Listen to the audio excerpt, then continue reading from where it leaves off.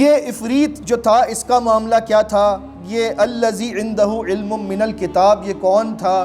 مختلف تفاسیر میں مختلف توجیحات بیان کی گئی ہیں، کچھ لوگوں نے اس کا نام بھی بتایا ہے اور اس کی تفصیل میں ہم نہیں جا سکتے، ابھی وقت نہیں ہمارے پاس، جائزہ ہے یہ، تفصیلی دورہ نہیں ہے۔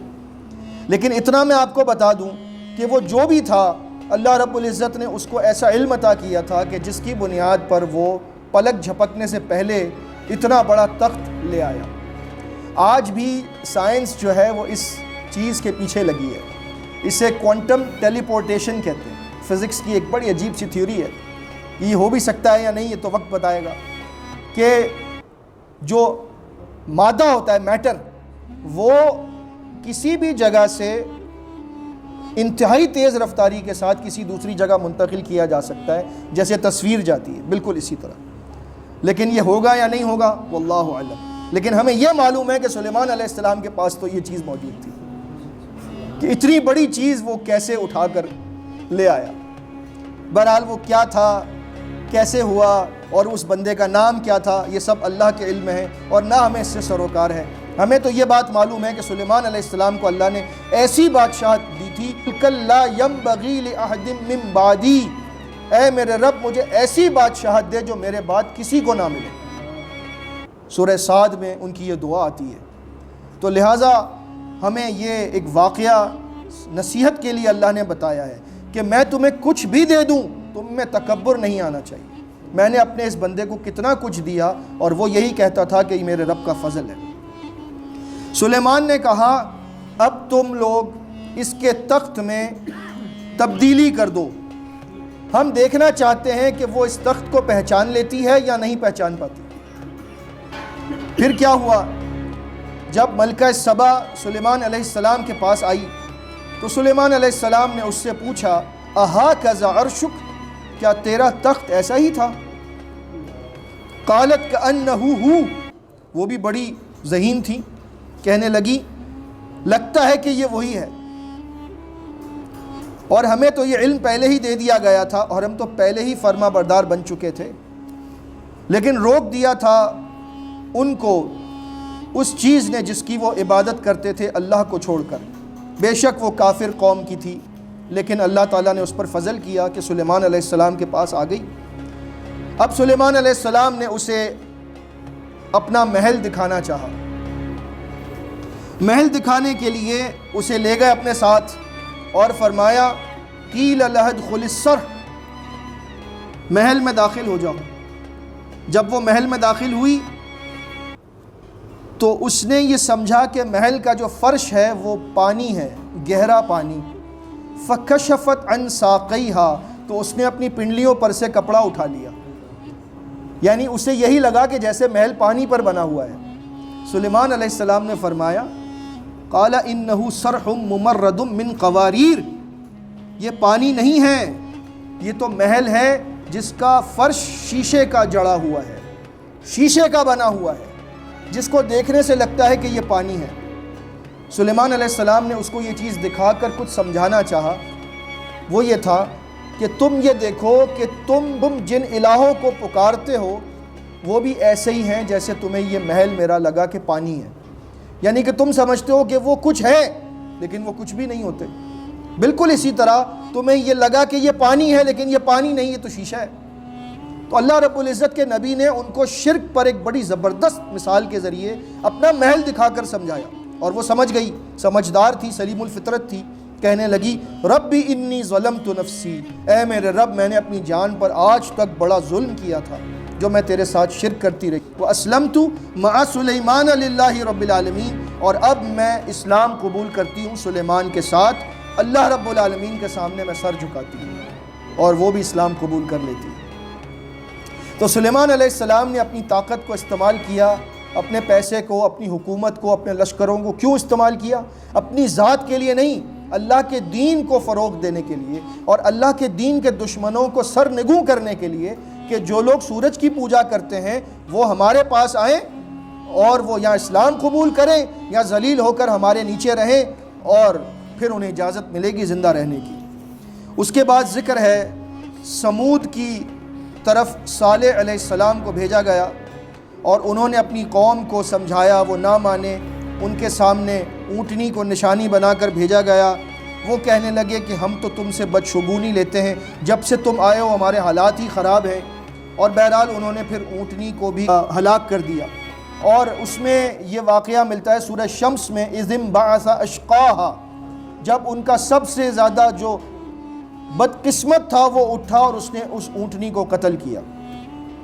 وہاں سے یہ واقعہ آگے چلتا ہے، یہ پورے قرآن میں کہیں نہیں ہے، اس کے علاوہ لہٰذا میں بیان کر رہا ہوں، ورنہ ہم انبیاء کے واقعات پر مفصل بات کر چکے ہیں، آگے گزر جاتے ہیں۔ اس شہر میں قوم سمود کے 9 آدمی تھے جو بڑے ہی فسادی تھے اور بالکل بھی اصلاح نہیں چاہتے تھے۔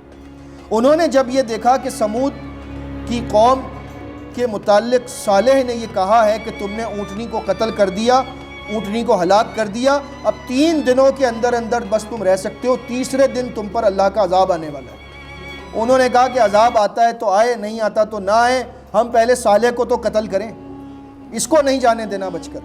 لہٰذا ان 9 کے 9 بندوں نے یہ رات کے وقت فیصلہ کیا کہ ہم رات کو صالح اور اس کے سارے خاندان کو قتل کر دیں گے، اور جب اس کا ولی ہم سے پوچھے گا تو ہم کہہ دیں گے کہ ہم تو یہاں پر اس کی ہلاکت کی جگہ پر تھے ہی نہیں اور ہم سچے۔ یعنی انہوں نے ایک مکر کیا کہ صالح کو قتل کر دو اور راتوں رات کہیں آگے پیچھے نکل جاؤ، جب پوچھا جائے تو کہنا ہم تو تھے ہی نہیں۔ اس کو قانون کی زبان میں البائی کہتے ہیں، یعنی یہ کہہ دینا کسی جرم کو کر کے کہ میں تو تھا ہی نہیں، تو مجھے کیا معلوم۔ بہت سارے لوگ اس چیز کو کرتے بھی ہیں، جھوٹ ہے یہ، ایسا نہیں کرنا چاہیے۔ وَمَكَرُوا مَكْرًا وَمَكَرْنَا مَكْرًا وَهُمْ لَا يَشْعُرُونَ، وہ تو اپنی چال چل رہے تھے لیکن اللہ رب العزت کی اپنی تدبیر تھی، اور انہیں معلوم ہی نہ ہو سکا کہ ہم صالح کو اور اس کے گھرانے کے نیک لوگوں کو کیسے ان کے درمیان سے نکال کر لے گئے۔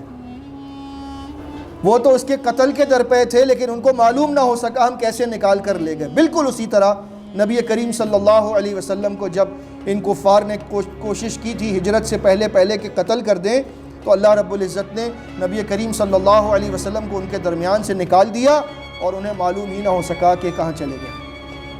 تو اللہ رب العزت اپنے بندوں کو بچانے والا ہے۔ اس کے بعد اللہ رب العزت نے فرمایا کہ پھر ان کی بستی پر ہمارا عذاب آیا، اور پھر لوط علیہ السلام کا ذکر ہے، انہوں نے بھی اپنی قوم کو سمجھایا، وہ نہ مانے، ان پر بھی عذاب آیا۔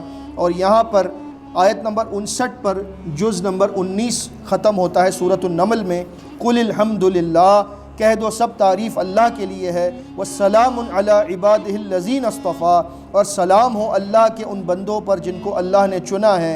اللَّهُ خَيْرٌ أَمَّا يُشْرِكُونَ، کیا اللہ بہتر ہیں یا وہ جن کو یہ اللہ کا شریک سمجھتے ہیں۔ پھر جز نمبر 20 کا آغاز ہے سورۃ النمل کی آیت نمبر 60 سے، أَمَّنْ خَلَقَ السَّمَاوَاتِ وَالْأَرْضِ، کیا تمہارے معبود بہتر ہیں یا وہ اللہ جس نے پیدا کیا آسمانوں کو اور زمین کو، اور جو اتارتا ہے تمہارے لیے آسمان سے پانی، پھر ہم نے اگائے اس کے ذریعے سے باغات پر رونق، نہیں تھی قدرت تم میں کہ تم اگاتے ان کے درخت، کیا کوئی الہ ہے اللہ کے علاوہ جو یہ کام کر سکے؟ لیکن یہ لوگ اللہ کے ہمسر ٹھہراتے ہیں۔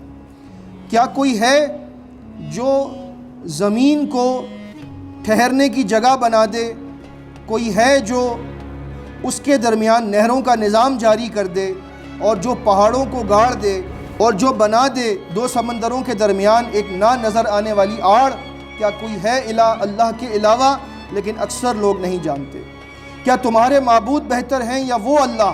امن یجیب المضطر اذا دعاہ ویکشف السوء ویجعلکم خلفاء الارض، بڑی خوبصورت آیت ہے۔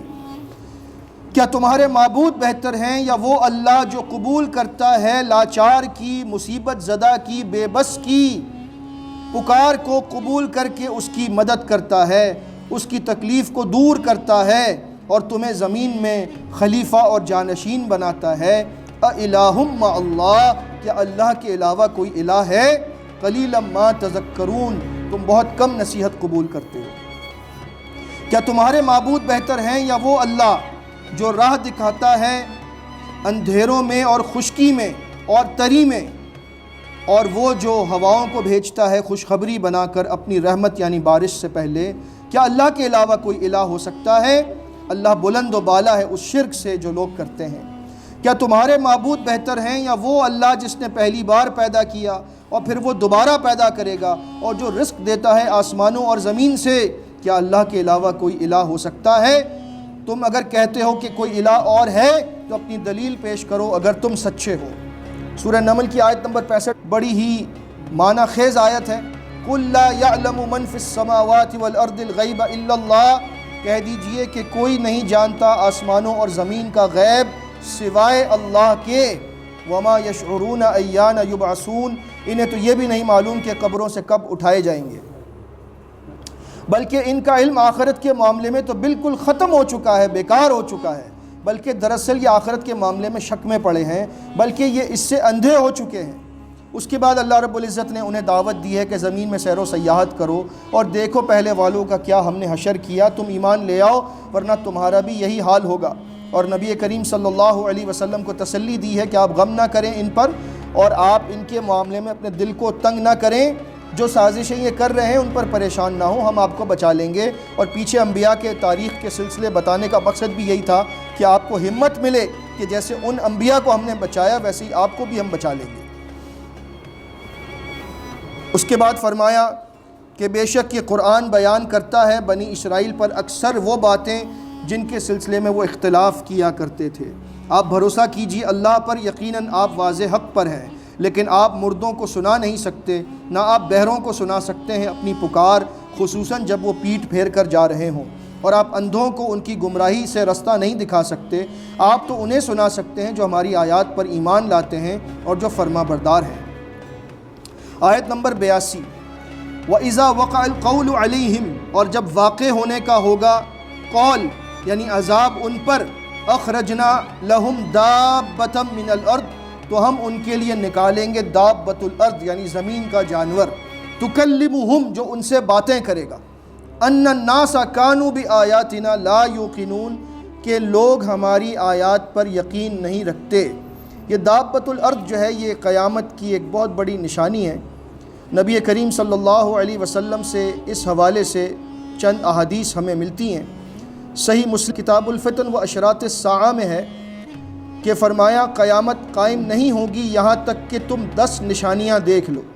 آپ نے وہ نشانیاں شمار کی، سورج کا اس کے مغرب سے طلوع ہونا، دخان یعنی دھواں، دابۃ الارض یعنی زمین سے نکلنے والا جانور جو باتیں کرے گا، یاجوج ماجوج کا نکلنا، عیسیٰ ابن مریم کا نزول اور دجال کا نکلنا، اور 3 جگہ زمین کا دھس جانا، ایک مغرب میں، ایک مشرق میں اور ایک جزیرہ عرب میں، اور آخر میں یمن سے ایک آگ نکلے گی جو لوگوں کو ہانکتی ہوئی ان کے محشر کی طرف لے جائے گی۔ عبداللہ بن عمر رضی اللہ تعالیٰ عنہ فرماتے ہیں، یہ بھی صحیح مسلم کی روایت ہے، نبی کریم صلی اللہ علیہ وسلم نے فرمایا نشانیوں میں سے قیامت کی سب سے پہلے یہ ہے کہ سورج اپنے مغرب سے طلوع ہوگا، اور دابہ ایک جانور ہوگا جو دوپہر کے وقت لوگوں کے سامنے نکلے گا، ان میں سے جو بھی دونوں میں سے پہلی نشانی رونما ہوگی دوسری اس کے قریب ہی ظاہر ہو جائے گی۔ لہٰذا دابۃ الارض کا نکلنا یہ قیامت کی ایک بہت بڑی نشانی ہے جس کا ذکر سورہ نمل کی آیت نمبر 82 میں ہمارے سامنے رکھا گیا ہے۔ اس کے بعد پہاڑوں کا ذکر ہے کہ قیامت کے دن جب سور پھونکا جائے گا تو تم دیکھو گے ان پہاڑوں کو جنہیں تم سمجھتے ہو کہ یہ اتنے مضبوط ہیں، تمہیں یہ نظر آئے گا اور یہ معلوم ہوگا کہ جیسے یہ پہاڑ چل رہے ہیں بادلوں کی طرح۔ یہ اللہ تعالیٰ کی کاریگری ہے جس نے ہر چیز کو پختہ کیا ہے اور مضبوط کیا ہے۔ جو شخص ایک نیکی لے کر آئے گا اسے اس سے بہتر اجر ملے گا، اور ایمان والے قیامت کے دن کی گھبراہٹ سے بچا لیے جائیں گے، اور جو برائی لے کر آئے گا تو پھر ان کے منہ آگ میں الٹ پلٹ کیے جائیں گے، اوندھے کیے جائیں گے، اور ان سے کہا جائے گا تمہیں بدلہ نہیں دیا جا رہا مگر ان اعمال کا جو تم نے کیے۔ یہاں پر سورہ نمل کا اختتام ہے، انما امرت ان اعبد رب هذه البلدۃ الذی حرمها، کہہ دیجئے مجھے تو حکم دیا گیا ہے کہ میں عبادت کروں اس شہر مکہ کے رب کی جس نے حرمت دی ہے اس شہر کو، وَلَهُ كُلُّ شَيْءٍ، ہر چیز اسی کی ملکیت ہے، وَأُمِرْتُ أَنْ أَكُونَ مِنَ الْمُسْلِمِينَ، اور مجھے حکم دیا گیا ہے کہ میں مسلمین میں سے ہو جاؤں، فرما برداروں میں سے ہو جاؤں۔ وَأَنْ أَتْلُوَ الْقُرْآنَ، اور مجھے حکم دیا گیا ہے کہ میں قرآن کی تلاوت کروں۔ فَمَنِ اهْتَدَى فَإِنَّمَا يَهْتَدِي لِنَفْسِهِ، تو جو ہدایت پائے گا وہ اپنے نفس کے بھلے میں ہدایت حاصل کرے گا۔ وَمَنْ ضَلَّ فَقُلْ إِنَّمَا أَنَا مِنَ الْمُنذِرِينَ، اور جو گمراہ ہو تو کہہ دیجئے کہ میں تو بس ڈرانے والا ہوں، کسی کو زبردستی ہدایت پر نہیں لا سکتا۔ وَقُلِ الْحَمْدُ لِلَّهِ، اور آپ کہہ دیجئے سب تعریف اللہ کے لیے ہے۔ یہ آخری آیت ہے، آیت نمبر 93۔ سَيُرِيكُمْ آيَاتِهِ، ان قریب وہ اللہ تمہیں دکھائے گا اپنی نشانیاں۔ فَتَعْرِفُونَهَا، پھر تم ان نشانیوں کو پہچان بھی لوگے۔ وَمَا رَبُّكَ بِغَافِلٍ عَمَّا تَعْمَلُونَ، اور تمہارا رب غافل نہیں ہے ان اعمال سے جو تم لوگ کر رہے ہو۔ سورہ نمل کا اختتام ہوا۔ اللہ رب العزت اس صورت میں جو علم ہم نے حاصل کیا اس پر عمل کرنے کی ہمیں توفیق عطا فرمائے، آمین۔ استغفر اللہ، استغفر اللہ، استغفر اللہ۔